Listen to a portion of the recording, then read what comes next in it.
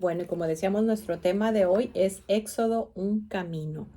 Y bueno, ustedes recordarán que nuestro programa se llama Amor, Sexualidad y Vida. Y tal vez algún día se han preguntado por qué vamos leyendo la Biblia, que bueno, empezamos en Génesis, vamos en Éxodo. Habrá libros que vamos a recorrer muy rápido, otros que nos vamos a detener bastante.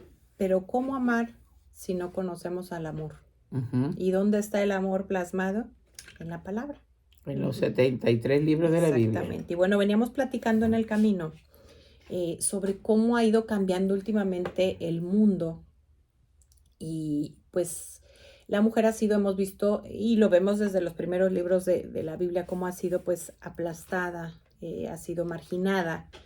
Y lo que nos toca vivir hoy en día son esas mujeres que traen heridas y se están rebelando y están en un feminismo radical. Y platicábamos cómo pues nuestro deber como madres es educar en estos temas desde que son pequeñitos, porque es algo que se va hablando paulatinamente, porque estamos contracorriente. Entonces hay que saber qué es lo que Dios dice, qué es lo que Él nos enseña en su palabra sobre el amor, la sexualidad y la vida.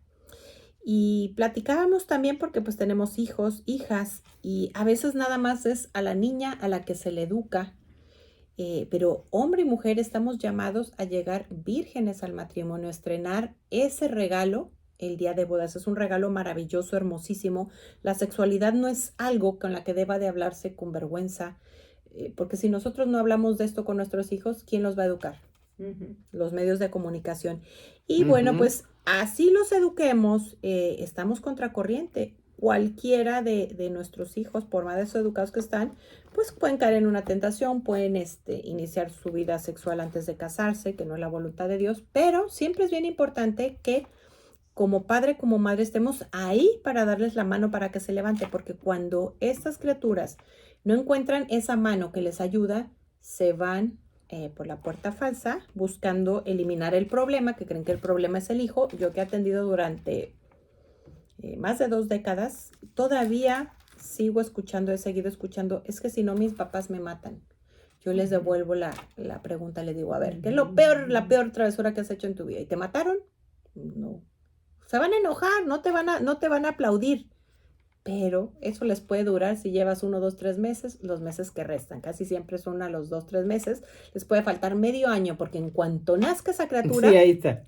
se vuelven Se locos acabó y no todo. saben dónde meterse todas esas palabras que les dijeron. Entonces, preocúpate por, claro, formar, pero que también tus hijos se tengan confianza.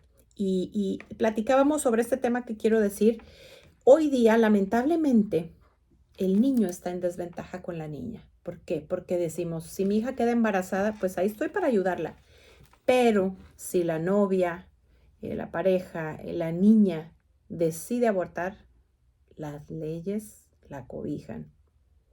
O si decide que no ve al papá, muchas se pueden ir a vivir a otro país, se pierde la patria potestad. Entonces el hombre ha llegado a un momento de la historia en que está en desventaja, de cierta manera, Sí, señor. con este tema. Entonces es bien importante que hablemos con nuestros hijos, como les digo, desde que son pequeños, pero no es algo que se inicia cuando empieza la adolescencia o cuando ya van a tener novio, no. Y la mejor manera de educar es primero enseñar qué es lo que Dios dice y después de eso, a qué consecuencias te vas a enfrentar. Porque es bien importante decirles que todos los métodos fallan. Yo tengo una amiga que tiene un hijo de cada de diferentes Método. anticonceptivos. Ujú. Conozco el caso de otra persona que en su primera relación con el novio usó 2 métodos y salió embarazada. Y que lamentablemente 2 verdades que no podemos negar es que lo que más se utiliza es el preservativo y el preservativo falla. Y es más fácil que se contagien de un SIDA a que pase por ahí un espermatozoide, porque el espermatozoide es más o menos 450 veces más pequeño que el virus del SIDA. ¿Sí, Ana Lilia? Pues el mejor método es practicar la castidad, La abstinencia, la porque abstinencia. Ujú. Eso es lo mejor, esperar. Entonces, esto es algo que educamos desde cuando mi hijo está desesperado porque tiene sed y inmediatamente me paro el coche y le compro algo de que tomar. No le pasa nada, no se va a morir. Es más, yo hacía un ejercicio muy tonto que aprendí con una amiga. A veces uno cuando son chiquitos les compras regalitos, ¿no? Entonces decía, yo no se los doy inmediatamente y ahí que lo vean.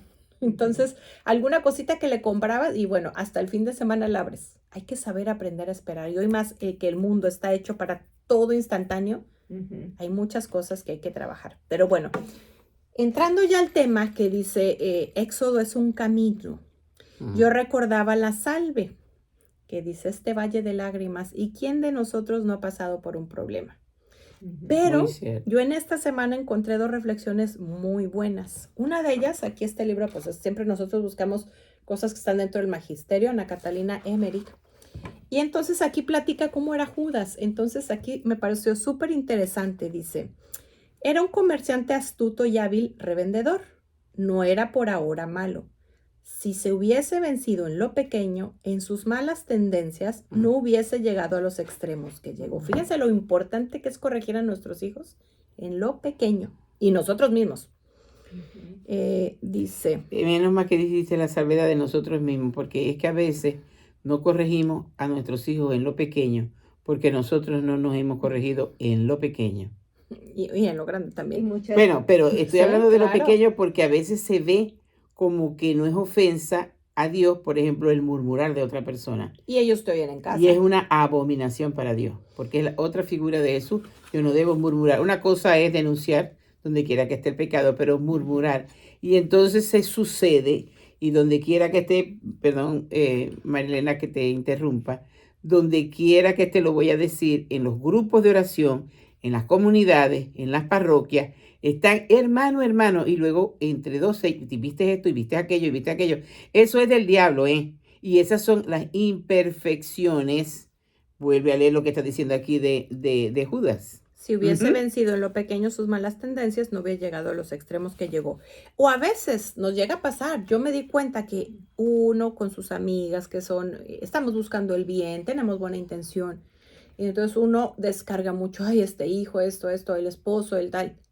Llega un momento en que uno dice, esto es para hablarlo con Dios. Sí, Señor. Y con mi, ojalá tenga yo un director, bueno, yo sí tengo pues, pero ojalá con el director espiritual. O con un sacerdote. Yo me he dado cuenta que cuando uno cierra esa puerta, aunque lo haga con una buena intención, porque hoy para sacar esto que siento, las relaciones cambian. Sí. Porque fíjate qué sucede en esa, que ya no sería murmurar, sino como desahogarte. Decía un psicólogo, amigo nuestro, hijo espiritual, que hay el dolor y el sufrimiento. El dolor siempre va a estar, pero el sufrimiento es, le paso la lengua al sufrimiento. Cuando estoy otra vez hablando de que estos hijos, o de que este esposo, o de que esto, estoy en el sufrimiento que no conlleva nada. El dolor se lo ofrezco al Señor y sí lleva. Entonces, además de que, como le sigo lamiendo la herida en el sufrimiento, se va agrandando más. Y aquello que parece que ya yo no aguanto este esposo, ya yo no aguanto estos hijos, ya yo no aguanto esta suegra, porque les vamos lamiendo, ¿no? El dolor está, pero no te quedes en el sufrimiento, sino que se lo ofreces al Señor y vamos volando. Adelante, querida. Bueno, también cuando tenemos a los niños chiquitos y hacen algo que no es correcto, muchas veces se lo pasamos. Están chiquitos, pobrecitos, en lugar de corregir, claro, corregir siempre con amor y ver cómo el Señor siempre ha tenido misericordia con nosotros tener misericordia con los niños, ¿verdad? Sí, cuando corregimos, pero no dejárselos pasar, porque empiezan chiquito y terminan en grandes si se los siguen pasando los padres, y eso yo lo veía mucho antes. Es que Ana Lilia es maestra, fue maestra durante muchos años. Cuando trabajaba, que niños. No, pues está pequeño, no quiso leer, pero porque estaba cansado, no quiso hacer la tarea por esto.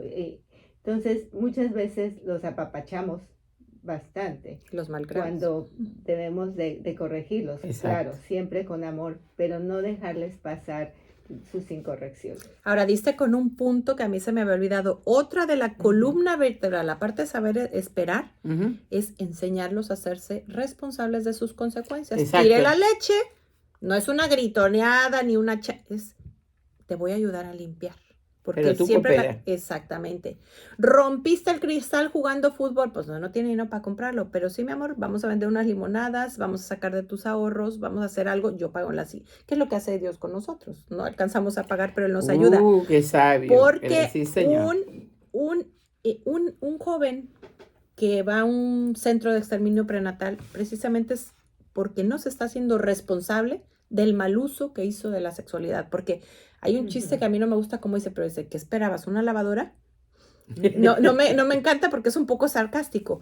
Pero si nosotros hacemos que nuestros hijos sepan que todo falla, incluidos los métodos naturales, de cualquier relación sexual se puede esperar una nueva vida. Pero bueno, vamos a seguir con Judas. Dice, María le había avisado frecuentemente de sus defectos.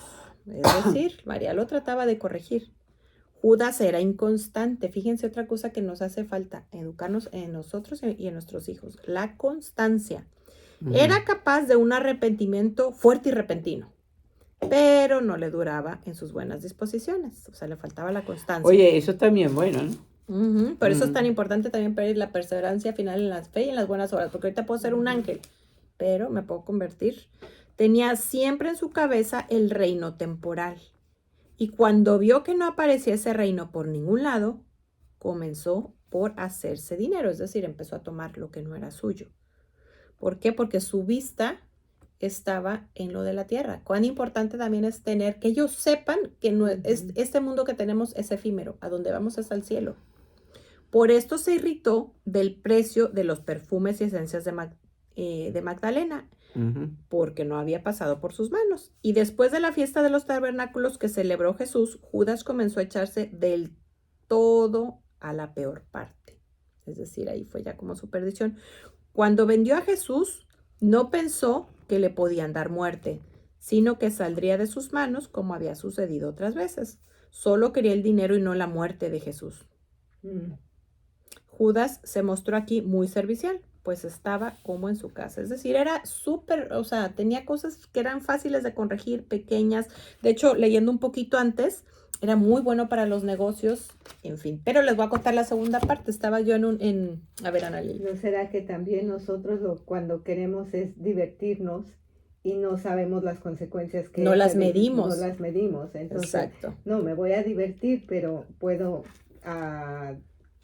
poner a alguien en problemas o meterme yo en problemas, pero pues, no me importa, me voy a divertir. Entonces, ver las consecuencias que puede traer nuestra conducta. Claro, la otra parte que yo...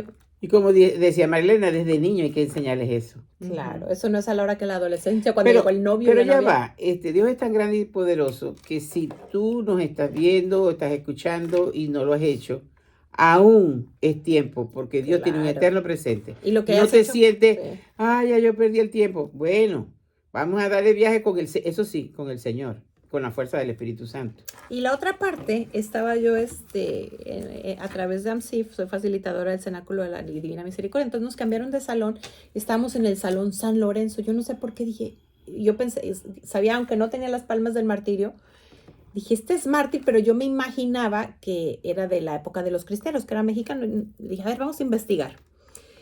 Y entonces les voy a contar la historia. Fíjense la otra cara de la moneda, cómo debemos ver todo a futuro. Pues bueno, resulta que empezó el rey la persecución religiosa, le quita la vida al papa, y San Lorenzo, que deseaba, tenía esa semilla de mártir, le dice al papa, no me fui contigo. El papa le dice, me vas a acompañar pronto. O sea, ya el Espíritu Santo hablaba a través de él. Él era el encargado, mira, y hasta ahorita lo estoy relacionando, él era encargado como de repartir los bienes. Entonces, como vio la tempestad, empezó a repartir todo a los pobres. Y entonces el rey, como iban a hacer una guerra, le dice, tráeme todos los tesoros de la iglesia. Le dice, ok, deme 3 días. A los 3 días se aparece. Y entonces fue el tiempo que ¿cómo se llama? Él tardó en buscar a toda la gente humilde, los enfermos. Entonces se pueden imaginar el rey lo furioso que estaba. Le dice, estos son los tesoros. Y él sabía lo que se enfrentaba. Le dice, ¿quieres ser mártir? ¿Verdad? Le dice, pero no vas a hacer como tú quieres, te va a ir peor. Entonces prende un asador y lo pone ahí a asarse, ¿verdad? Pero fíjense cuál era su... O sea, él iba por lo alto. Él sabía lo que eso iba a sembrar, que le dice... Ya estoy cocidito de este lado, deme la vuelta. Sí, o sea, imagínate estarte muriendo y estarte con ese sentido del humor. Y ya cuando ya está bien doradito del otro lado, dice, ahora sí ya pueden comer. ¿Cómo habrá? Los mártires siempre siembran? Son semilleros de masa. En los días, y no es casualidad que lo estamos diciendo, porque estos días hemos estado viendo, pues, cómo Saulo perseguía, y cuando se le quita la vida a Esteban, a sus pies o por ahí cae su manto. A sus pies cayó la capa, dice la Biblia, en Hechos de los Apóstoles, que a los pies de un tal Saulo, cayó la capa de Esteban. O sea, que él se estaba gozando la muerte de Esteban. Y de ahí se desató una persecución terrible. Y él mismo iba a las casas. De las casas sacaba mujeres y hombres cristianos para encarcelarlos. Él tenía, yo creo que algo muy bueno. Él era muy fiel. Porque era fiel a lo que él creía, solo que no estaba en la verdad. Sí. Porque también cuando él se convierte, claro, ya Dios usa esa fidelidad y es... Es que fíjate que todos los atributos que nosotros tenemos, con los que nacemos, cuando se lo entregamos a Dios, quedan divinizados. Pedro era demasiado impulsivo. Por impulsivo se puso a la ocasión y lo negó. Pero después, en esa impulsividad, el día de Pentecostés se levanta y proclama el querigma y se convierten todos los que se convirtieron, creo que 5,000 o 6,000 dice la Biblia. Sí. Así que todo lo que nosotros tenemos, porque Dios no hace basura, es bueno. Lo que pasa es que la voluntad humana y los vicios, cuando yo hablo de vicios no estoy hablando del licor, del tabaco, de la droga, los vicios de la lengua, los vicios de lo que veo, todos esos son vicios que nos van llenando por dentro y no nos da oportunidad que el Espíritu Santo trabaje. En Éxodo, que yo creo que es bueno ya que entremos. Sí, ya vamos en el 24. Pero mira, me encanta, estamos en el 24. Sí, pero no, si quieres retocar algo. No, porque aquí está diciendo, no atestigues en falso ni ayudes al malvado dando un testimonio injusto. No te dejes llevar ni sigas a la mayoría cuando declares en un proceso. Tratándose de justicia, no favorecerás ni siquiera al pobre. O sea, no se le puede quitar la razón a Dios, así claro. Sea por pobre. Cuando encuentres perdido al buey o al burro de tu enemigo, se lo llevará. Si ves caído con la carga al burro del que te quiere mal, no pases de largo, sino ayúdalo a levantarlo. Miren que este es el segundo libro de los 73 libros de la Biblia católica. Y ahí nos está dando ya un estilo de vida. Un estilo de vida. Y el evangelio de hoy que se está proclamando en todas las iglesias, el Señor dice, yo soy el pan de vida. Aquí vemos las normas y después cuando Él nos está diciendo, yo soy el pan de vida, cuando esta mañana yo fui a comulgar, ya yo había comulgado con ese evangelio, porque lo primero que hago es orar con el evangelio del día, mi fe había crecido, porque la fe es infinita, porque la fe es Dios mismo. Y cuando el sacerdote hace la elevación, yo decía, ahí está, Señor, ahí está. Había una comunión de mi pobre alma con aquel gran sacramento de la Eucaristía, y cuando lo recibí creía que me iba a desmayar. Todo eso nos va ayudando, son palancas para lo que nos está diciendo aquí la palabra.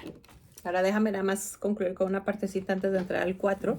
Como cuando nosotros cumplimos, viene la bendición. Ajá. Y dice, acá dice, yo apartaré de ti las enfermedades en tu país, ninguna mujer abortará ni será estéril. Porque es una bendición. ¿Qué versículo es ese, mi amor? Ay, espérame. 25. 25. Sí, porque hoy no entendemos. O sea, la cultura nos ha ido arrancando el comprender el valor de la vida.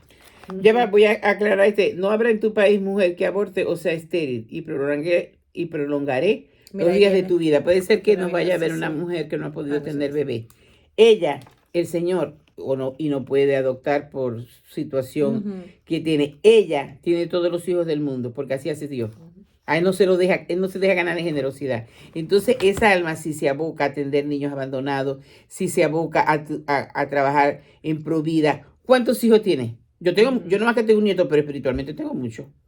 Ayer, el día de mi cumpleaños, que fue ayer, nació uno.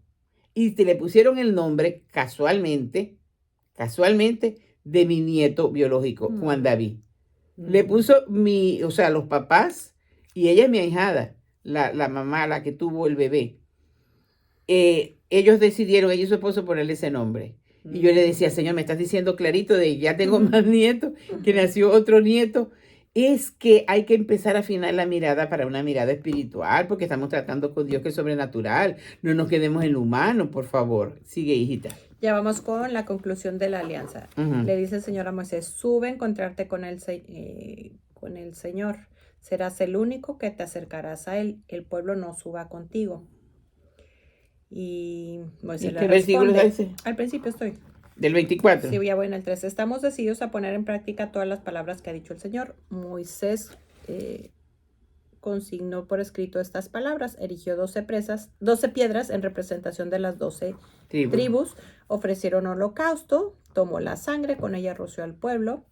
Y dijo, esta es la sangre de la alianza. Esas palabras, sigue tú. Ahora bien, ¿Con qué sangre se hace Dios la alianza definitiva con toda la humanidad? ¿Con qué sangre? Esta era una prefigura, pero ahora, ¿cuál es la nueva alianza que hace con la sangre del Cordero sin mancha? Con la de su propio Hijo. Acabamos de celebrarla. Acabamos de vivir esa experiencia de que Él derramó su sangre, saldó la deuda que yo tenía, que tú tenías, que tú tenías, que tú tenías. Ya no hay deuda. Se acabó esta condenación, dice San Pablo, para los que viven en el espíritu y no en la carne. Entonces entramos en una dimensión espiritual. Entramos a creerle a Dios que Él pagó. ¿Y por qué pagó? Porque Dios te ama y no te quiere condenar. No, Dios no te quiere condenar ni te quiere castigar. Entonces Dios me ama, mi condición pecadora. En esa condición pecadora te ama de una forma inexplicable. Yo le venía diciendo a ella en la camioneta que ayer tuve una experiencia tan linda. Él no se deja ganar en generosidad. Y entonces yo decía, quiero subirme hacia lo alto con un micrófono que alcance a todas las naciones y decirle, alma de todas las lenguas y de todas las religiones, Dios les ama. Porque eso es sine qua non, Dios nos ama. Y entonces decimos, ¿y por qué me ama? Vaya, porque su esencia es amor. Te vas a enrollar con eso. Te ama y acepta el amor. Dime, mi amor. Y por eso quiere que vivamos. Ahorita estaba pensando en el Génesis. Uno de sus primeros mandatos es crecer y multiplicar. Exacto. Y ahorita María Elena acaba de leer diciendo que no habrá más abortos. Bueno, pérdidas espontáneas, vamos a decir, sí. Pérdida espontánea. Porque era diferente a un aborto provocado. Es diferente a un aborto provocado. Y que no habrá mujer estéril. Y que se te prolongará la vida. ¿Qué quiere decir eso? También que Él ama la vida, claro. Que nos ama. Pero es un Dios de vida. Jesús es el camino. Que sigamos viviendo y continuando con las siguientes generaciones. Si empezamos a cortar eso, no va a haber siguientes generaciones si no estamos haciendo lo que Dios nos está mandando. Pero tenemos la fe de que si Él quiere la vida, nosotros vamos a darla y no perder esa fe. Jesús es el camino, la verdad y la vida. ¿Y el Espíritu Santo qué es? El que nos santifica. Señor y dador de la vida también. Perdón, sí. Moisés en la cumbre dice, yo te daré las tablas de piedra con la ley y los mandamientos. El Señor se estableció sobre el monte Sinaí, estuvo cubierto por una nube durante 6 días. Y al séptimo llamó a Moisés desde la nube. El aspecto de gloria del Señor era a los ojos de los israelitas como un fuego devorador sobre la cumbre del monte. Moisés entró en la nube y subió al monte. Allí permaneció 40 días y 40 noches. Vaya, vamos a pasar al 25. No, pero antes de que pase vamos a sacarle el juguito a esto porque está muy sabroso. Dice, Yahvé dijo a Moisés, sube a lo más alto del monte. San Juan de la Cruz dice, y en su libro Subida al Monte Carmelo, que el alma tiene que pasar esas 3 etapas para subir a ese monte de la perfección del que está hablando aquí y del que subió Moisés, que todavía el de nosotros es más perfecto y ya vamos para allá. La primera noche y la primera subida es la de los sentidos. Ya empiezo a mortificar lo que veo, lo que huelo, lo que gusto, lo que toco, lo que escucho. Entonces, como son las 5 ventanas del alma, el alma se va purificando y va queriendo cosas. El alma es el soplo de Dios. Entonces ella está encarcelada aquí. Cuando le metemos solamente, escucho la palabra de Dios, veo lo que Dios quiere, hablo de lo que Dios quiere, gusto de Dios, toco lo de Dios. Entonces ella va subiendo y quiere volver a su Creador y entra en la segunda noche, que es de los proficientes, y dice, renuncio inclusive a todo, porque él le dice a lo más alto de la montaña, a todo, inclusive a experiencias y carismas, todo eso lo pongo a tu servicio, pero yo quiero más, yo quiero tenerte a ti, yo quiero identificar contigo, yo quiero identificar mi voluntad con tu voluntad divina. Y él le dice, te daré las tablas que tengo escrito a fin de que enseñes al pueblo. Partió pues Moisés con Josué, su ayudante, y ascendió al monte de Dios. Pero voy a irme aquí cuando él dice, entonces vino una nube. La gloria de Yahvé estaba en la cumbre, dice en el versículo 17 del monte, y los hijos de Israel lo veían semejante a un fuego ardiente. Moisés entró en la nube mientras subía al monte. Pero después más abajo, no sé en qué el versículo le dice, en el 32 creo que, le dice, me verás la espalda, porque la cara no me puedes ver. A Moisés. Pero nosotros ahora, Jesús nos dice, a que le veamos a Dios. No, a mí me dan ganas de llorar porque yo creo firmemente esto. Entonces verás a Dios cara a cara. Entonces lo conoceré a Él, dice San Pablo, como Él me conoce a mí. ¿por qué quedarnos en medias tintas? Por eso es que empezamos desde Génesis y vamos por Éxodo, un poco atrasadita, pero vamos, pero pie seguro. ¿Por qué? Porque allí vamos descubriendo que Él es un Dios de vida, como decía Ana Lilia. Entonces, la gente que está escuchando dice, no, yo no voy a aconsejar a nadie de que se haga un aborto, no. Y que también desde antes voy a educar a mis hijos así, voy a aconsejar así, voy a hablar de esto. Y todo un pueblo grande, no va a ser siempre todo, un resto de Israel se va educando y se hace pro vida, pero por convencimiento, no por fanatismo. Mira, hoy me tocó a mí leer, hoy en mi oración personal estuve leyendo Jeremías 32 y se acomoda perfecto lo de aquí. Voy a leer nomás un resumen que trae la... Todo tiene que ver, ¿verdad, hijita? Sí, que trae aquí la Biblia. Dice, este pasaje, porque bueno, vamos a decir que de aquí hasta acá pues hay mucho pecado, separación de Dios, idolatría y demás. Pero dice, este pasaje es una de las joyas del Antiguo Testamento. Fue escrito para dar esperanza a Jerusalén cuando fue destruida por Babilonia. ¿Está hablando de cuál pasaje? Jeremías 32, la restauración. Ok. Dice. Ay, espérame. La alianza del Sinaí fue renovada varias veces con Josué, David, Josías y Nehemías. Ahora Jeremías anuncia una nueva alianza con la ley grabada en el corazón, sellada por el perdón de Dios, fortalecida para proyectar el amor de Dios a través del nuestro. En la primera alianza en el Sinaí fue escrita en 2 tablas de piedra. En la nueva alianza, Dios transformará los corazones de piedra en corazones de carne, capaces de compadecerse de los pobres, de sentir como Dios siente. Jesús cumplió esta profecía. Bueno, voy a parar un poquito antes de hablar de Jesús. Si nosotros vemos lo que significa la palabra misericordia, que viene de Rachin y Hanan en hebreo, una de ellas es lo que hace la madre al inclinarse sobre su pequeñito, sobre su bebé, y la otra palabra tiene que ver con el vientre materno. Jesús cumplió esta profecía con su muerte y su resurrección y celebró la nueva alianza anticipadamente en la última cena con sus discípulos, que de hecho la Eucaristía es la prolongación de la Navidad, es la prolongación de Jesús que vino al mundo. Si nosotros no pudimos acudir a Belén, sí podemos ir a adorarlo en la Eucaristía, podemos ser esos pastorcitos. Los católicos, mira, aquí está, o sea, yo lo voy meditando y luego sale escrito, dice, los católicos la revivimos una y otra vez en la Eucaristía, unidos a sus discípulos de toda época y lugar. Cuando comulgas, recuerda esta alianza de Dios contigo, con los otros miembros de la iglesia y piensa, ¿es el amor de Dios el que dirige mis sentimientos, actitudes y acciones? Él le dice a Jeremías, primero Jeremías le dice, lo llevé al desierto, o sea, al alma, y le hablé de mi amor. Estoy parafraseando, no dice así exactamente. Y le dice, cambiaré sus corazones de piedra en corazones de carne y grabaré en su interior mi palabra.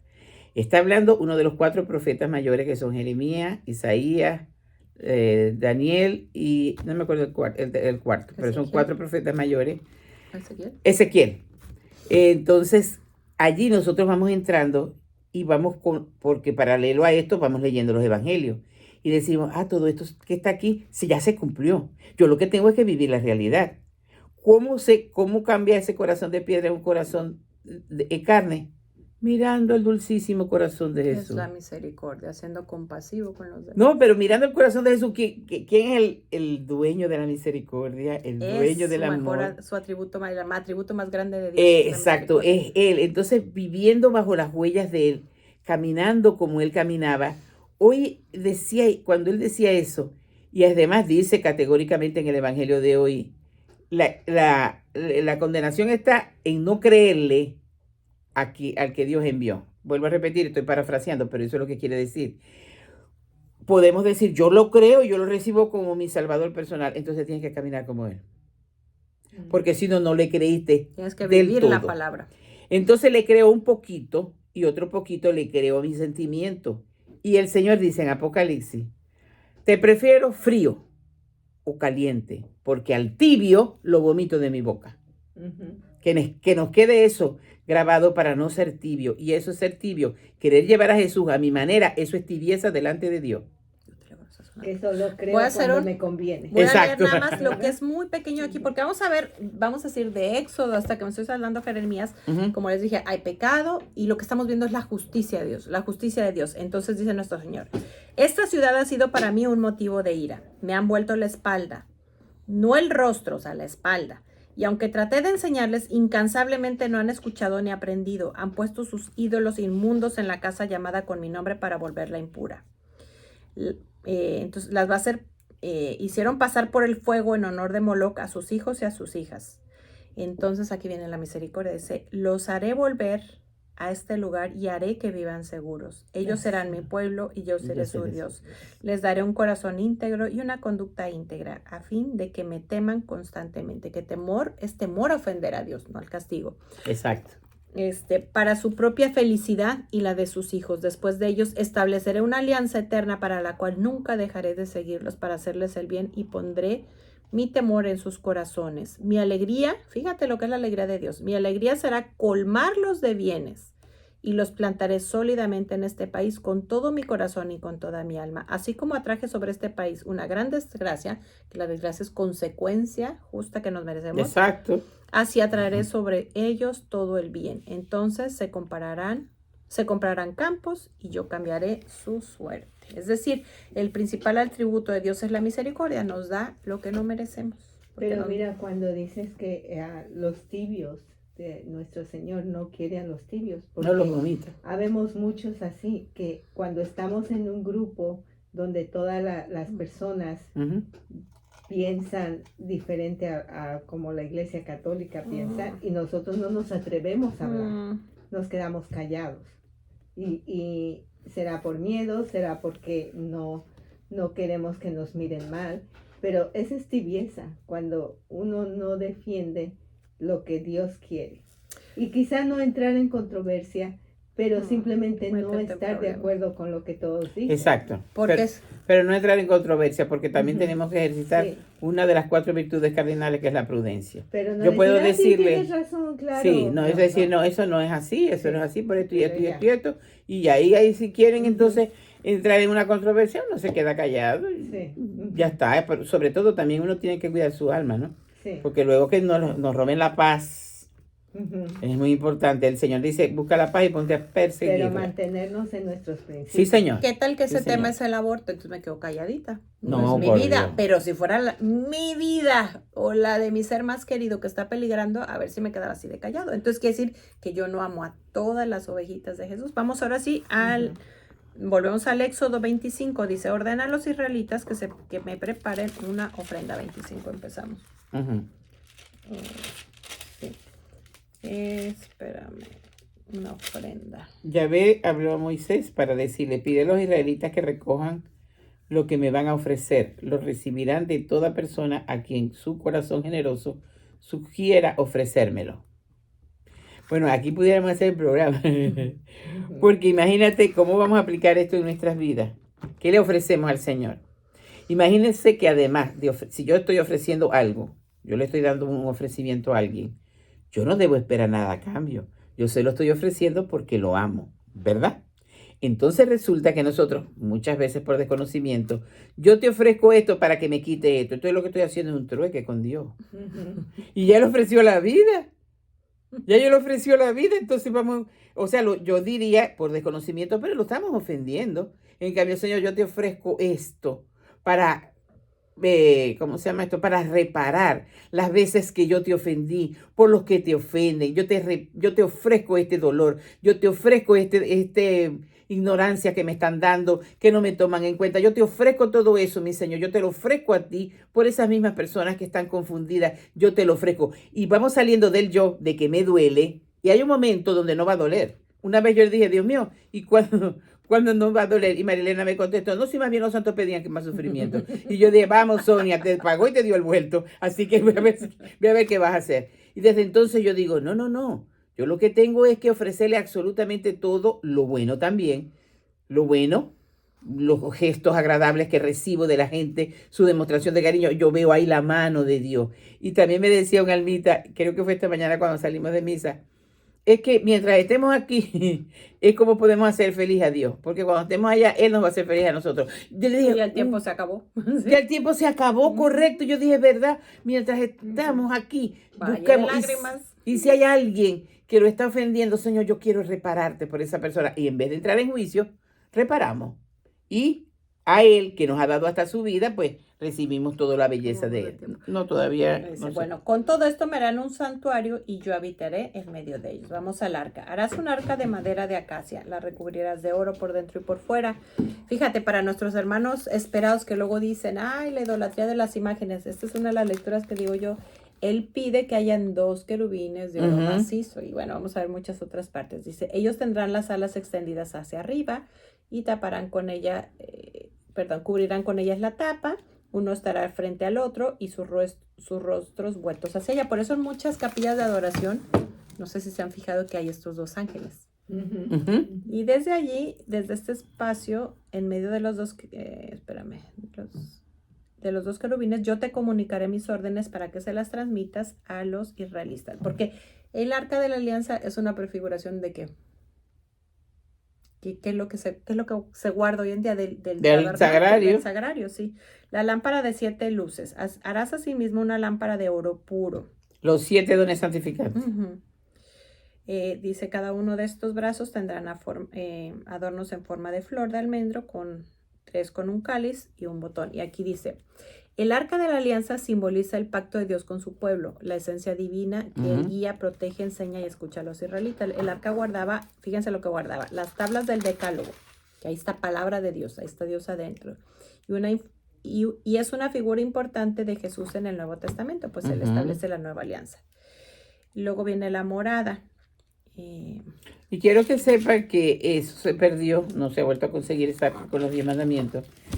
El Señor lo propició para que, como dijo María Elena, ahí está el sagrario. Ya es más, y San Pablo lo explica también, San Pablo es mi chico, de que los 10 mandamientos se escribieron para que nosotros viéramos qué condición, cuán pecadores somos, no para poderlos cumplir. Esos 10 mandamientos están allí y decimos, no, yo no amo a Dios por encima de todo, el primer mandamiento. No, yo sí he matado con la lengua. No, yo sí he robado la gloria de Dios. Porque enseguida decimos, yo no he hecho esto, ya, pero vamos a entrar más adentro. Ahora bien, yo quiero dejar todo esto, pero la carne no puede. Pero los que se guían por el Espíritu de Dios, esos son los hijos de Dios. Y también dice San Pablo, se acabó esta condenación para los que viven en el Espíritu y no en la carne. Un ejercicio que yo me hago por mi condición pecadora, cada vez que viene algo desagradable o algo muy agradable, que lo trato de vivir con él en el Espíritu. Y le digo, si es desagradable, le digo, no tengo de qué quejarme porque ya tú lo sufriste primero, voy a reparar. Y si es agradable, como fue el día de ayer para mí, yo veía a él en mis hijas, en mi esposo, en mis yernos. Yo lo veía a él queriéndome agradar porque me ama. ¿Y hay mérito? No, pero me ama. Entonces lo que hay que decirle, bueno, váyame con el chorro de tu amor sin ningún mérito. Y ese mismo amor nos va ayudando, y la gracia del Espíritu Santo, a cumplir los 10 mandamientos, especialmente el primero. Amarás al Señor tu Dios con toda tu mente, con todo tu corazón y con todo tu ser. Y Jesús le agregó, y al prójimo como a ti mismo. Si cumplimos ese, cumplimos los 9 restantes. ¿Ya? Una joven que le hemos enseñado y le llevamos este amor vivo en su corazón, va a respetar su cuerpo. Y si de todas maneras como humana cae, va a respetar la vida que tenga dentro de ella. Por supuesto que la va a respetar. Nos vamos a ir ahora rápido porque son cosas muy sencillas. Les dice cómo quiere el velo del santuario, la cortina de la entrada, el altar de los holocaustos, el atrio de la mortada. Pero sugiero que lo lean. Nosotros no podemos tener tiempo de todo eso. No, pero voy a leer aquí un poquito. Ajá. El aceite del candelabro, cómo quiere que se vistan los sacerdotes, que esto sí quería poner un poquito. Les pide que tengan un pectoral, un efod, un manto, una túnica bordada, un turbante, una faja. Y a mí me llama mucho la atención que pide mucho en todo esto que empleen oro, púrpura, violeta, escarlata, que el escarlata es como un rojo, el carmesí también, y lino fino. Pide mucho estos materiales. Y a veces que nuestros hermanos y a veces los mismos católicos están criticando las vestimentas de los sacerdotes. Mire de dónde vienen, ¿ves? Ahí está escrita. Luego el efod y el pectoral como los quiere. También por aquí pide, fíjate, pide piedras, esto lo quería, pide cadenas de oro puro. y dice, las vas a guarnecer con piedras preciosas, dice, en 4 hileras. La primera habrá jaspe rojo, topacio, esmeralda, rubí, zafiro, diamante, ágata, cornalina, crisolito, lapislázuli, jaspe. Las piedras serán 12 en total, tal como los nombres de los hijos de Israel, porque a veces caemos también en esa, ¿por qué hay tantas cosas tan valiosas? El Vaticano, por y ejemplo. el Vaticano. Recordemos que Dios es Dios y Dios debe estar en materiales dignos, por ejemplo, donde se consagra, todo tiene que ser siempre digno. Y acuérdense también aquella lectura donde nuestro Señor le dicen, bueno, van a tener luego mucho tiempo para estar con los pobres, pero a Dios hay que darle su lugar. Señor. No, y además cuando Judas, pensando en su bolsillo, porque se lo robaba, habló de ese nardo tan puro que se hubiera vendido para tal y para cual. Y él dijo... Sabemos que era lo que él buscaba. Exacto. Y él dijo... A los pobres siempre los tendrán, a mí no. Por eso, y la madre Angélica, la que fundó el canal WTN, ella decía, sí, yo le pongo el sagrario más lujoso. Y ella pedía, por supuesto, y aquí pues le daban, no era que tal, gente de dinero, porque allí quien está en esa vilísima materia de pan es el rey del universo. Y tenía toda la razón. Ay, pero ¿por qué se va a gastar en esto? Pero si está ahí el Señor, por favor. Además, no salió de tu bolsillo, no critique. Luego viene el turbante, la flor, la túnica de oro puro. Las vestiduras, vuelve a hablar de las vestiduras, dice, las consagrarás para que ejerzan el sacerdocio. Les harás también unos pantalones de lino para cubrirse la cintura, los músculos, para cuando se acerquen al altar del culto, que no incurran en culpa. Es decir, cuidado un poquito como la castidad, ¿no? Que no se traían sus pantaloncitos, que no se viera cuando se acercaban al culto. No, y déjeme decir, lo que pasa es que tendríamos que dar toda una clase, pero cada ornamenta que usa el sacerdote tiene su sentido. Razón de ser. Luego viene la consagración de Aarón y sus hijos. Que bueno, hay una ofrenda de un novillo, 2 carneros, se hace también porque hay muchas ofrendas con harina, aceite, y de ahí nos vamos a las ofrendas. Ya se nos acabó el tiempo, pero bueno, vamos a cerrar haciendo una pregunta, que con la primera parte que hablamos, ¿qué tanto estoy viviendo y educando en mi casa la castidad? Porque la castidad no significa nada más abstenerse cuando uno no está casado. La castidad se vive también haciendo uso de métodos naturales para planificar cuántos hijos. Y la segunda parte, con esto que vamos leyendo aquí, es qué tanto respeto doy yo a la misa. Y a los sacerdotes. Al sacerdote. Sí. Y por último, que tocamos también aquí, mi corazón, qué tan suavecito está. Y no sé si cerramos con una oración. Pero voy a leer un poquito, no ha llegado el jefe. Llegamos al 29. Que dice, esta es la manera como consagrarás a los sacerdotes. Tomarás un novillo y 2 camellos sin defecto alguno, panes ácimos y una torta sin levadura amasada con aceite, como también buñuelos ácimos untados con aceite. Todo lo harás con flor de harina de trigo, puesto en un canastillo, y lo ofrecerás junto con el novillo de dos carneros. Luego pedirás a Aarón y a sus hijos. Acuérdense que de Aarón venían todos, y los hijos de Aarón eran los sacerdotes. Y sus hijos que se acerquen a la entrada de la tienda de la cita, y los lavarás con agua. Esto se parece mucho a una ordenación sacerdotal, pero muchísimo. Y toda esa preparación y todo ese novillo sin defecto es que el sumo sacerdote, que es Jesús, se ofreció. Él es sacerdote para siempre, que también está en el libro de Génesis, a semejanza de Melquisedec, dice el libro de Génesis. Porque Jesús es el sumo sacerdote. Por eso cuando el sacerdote sube al altar es un arte Christi. Allí en el presbiterio es un arte Christi. Esta mañana nos decía el diácono que ayudó con la misa, que cuando el sacerdote hace la elevación, está Cristo allí y está todo en el revestido, que él quisiera tocarle sin que se dé cuenta el sacerdote, el manto, para que acuerde de toda su dolencia. Y nosotros le dijimos, dale, tócalo sin que se dé cuenta. Y entonces dice... Porque él entiende, tiene su fe. Sí, entonces, no, estaba hablando lleno de fe. Y entonces le dice María Elena, y le corta con una tijera un pedacito para que no lo traiga a nosotros. Pero ¿sabe lo que nos estaba diciendo el Espíritu Santo por el diácono? Y acabamos de salir de misa, que verdaderamente ahí estaba Jesús. Ahí estaba Jesús en la Eucaristía y el recordando. sacerdote, porque él entrega ese sacrificio en ese momento Jesús por todos nosotros. Qué belleza es una Eucaristía. Cónchale, católico, no te vayas de la línea del catolicismo sin conocer antes dónde fuiste bautizado. Sabes también que la iglesia y sobre todo el altar se llena de ángeles. Que no vemos, pero ahí están Sí, señor. todas las almas del purgatorio y todos los santos. Señor, en cada consagración. Y María también está allí.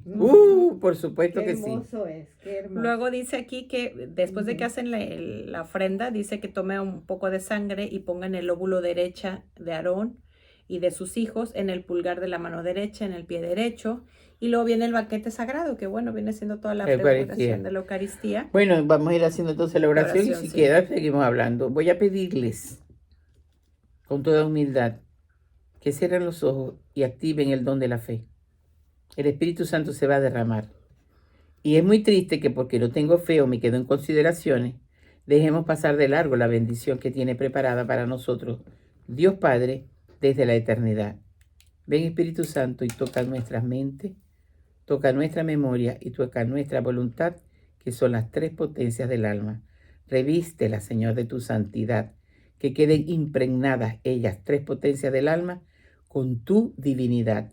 Entra en nuestro interior, toca nuestros corazones y cambia, como nos dice a través del profeta Jeremías, ese corazón de piedra, quizás por las heridas, en un corazón de carne que palpite al unísono de tu corazón divino. Entra, Señor, hasta lo más íntimo y sana todas las heridas que podamos tener por abandono, por no haber sido tomado en cuenta, y sana, Señor. Sana esas heridas profundas y sana también físicamente si está en tu voluntad.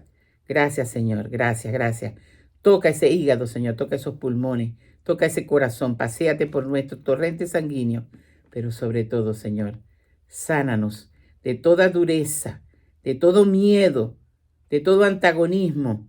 Toca nuestras lenguas para que hablemos solamente palabras que edifican y que van llenas de tu amor. Gracias, Padre. Gracias, Hijo. Y gracias, Espíritu Santo. Y gracias, Mamita María, porque siempre nos acompaña, calladita como siempre. Amén. Seguimos con el banquete sagrado. No ha venido el jefe, nosotros seguimos hablando. Es que nos recortaron un poquito al principio, así por es eso verdad. podemos. Dice, después tomarás al carnero ofrecido, harás cocinar su carne, Aarón y sus hijos comerán la carne y el pan de la canasta. Ningún extraño deberá comer con ellos porque son cosas santas. Si queda algo hay que quemar el resto, nadie lo comerá porque es una cosa Miren, santa. ahora aprovechando que tenemos tiempo, vamos a dar una noticia. No todavía, pero después del 10 pueden llamar. Por ejemplo, hacemos esta oración, pedimos testimonio, así lo hacíamos cuando hacíamos la oración de sanación en Venezuela, mi país de origen, y llamábamos a que dieran el testimonio y vimos muchos testimonios de sanación del Señor. Pueden llamar después que nosotros hagamos esta oración, llamar al próximo programa. Repito, todavía no se puede porque no hay operador porque cuando nos callamos con algo que nos ha hecho el Señor, estamos siendo ingratos. Y además, esos testimonios edifican y levantan la fe de otras personas. Así que le vamos a avisar prontamente cuándo van a poder hacer esas llamadas, inclusive también con preguntas. Es válido también. Cortas, precisas, pero desde la invitación ya les empezamos a decir que va a haber allí para que reciban sus llamadas y nosotros vamos a dar los números de teléfono donde puedan llamar. O también si tienen ganas de algún tema en especial, alguna duda, algo que quieran aportar o preguntar. Exacto. Y bueno, podemos seguir aquí con la consagración del altar. Pero ahora sí llegó el jefe. Sí, ya, hasta aquí llegamos. Bueno, ya saben que queda para las próximas. Nosotros les avisamos cuándo. Esas llamadas va a ser muy importante. Porque vuelvo a repetir, eso edifica la iglesia de Dios y levanta la fe del que está más o menos, ¿ok? Que Dios los bendiga. Y nos vemos la próxima semana. La próxima semana vamos a hablar de Mamita María. Sí, señor.